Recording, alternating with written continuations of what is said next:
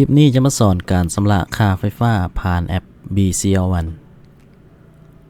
ก่อนอื่นให้เราล็อกอินเข้ามาก่อนเนาะหลังจากนั้นเลือกบัญชีที่เราจะใช้ชำระค่าไฟฟ้าแล้วก็เลื่อนลงมาจะเห็นบนนี้เนาะจ่ายค่าไฟฟ้ากดเข้าไปเลยหลังจากนั้นให้ป้อนเลขบัญชีผู้ใช้ของเราใส่ซึ่งว่าเลขบัญชีจะอยู่บนนี้เนาะเดี๋ยวจะขึ้นใบบินให้เบิ่งป้อนไปตามนี้เลยกดต่อไปจากนั้นเลือกแข่งที่เฮาอยู่มันก็จะขึ้นค่าไฟฟ้าที่ว่าตรงกับบินมาเนาะคันว่าเฮาพิมพ์เลขใบบินที่ถูกต้องขึ้นซื้อของเฮาซื้อผู้ใช้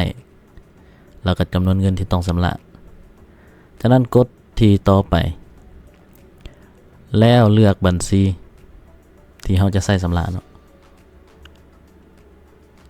หลังจากนั้นระบบจะให้กดสอบอีกเทื่อนึงว่าข้อมูลถูกต้องบ่แล้วเฮาจึงกดชำระหลังจากที่เฮากดชำระแล้วระบบจะแสดงข้อมูลเลขบัญชีผู้ใช้ไฟชื่อผู้ใช้ไฟใบบินประจำเดือนแล้วก็เลขบัญชีที่ใช้ชำระพร้อมทั้งจำนวนเงินที่ชำระไปแล้วสำหรับวิธีการชำระค่าไฟฟ้าด้วยแอป BCL1 ก็หมดสำนี้เนาะสำหรับใครที่เข้ามาใหม่อย่าลืมกดไลค์กดแชร์กด Subscribe ขอบใจ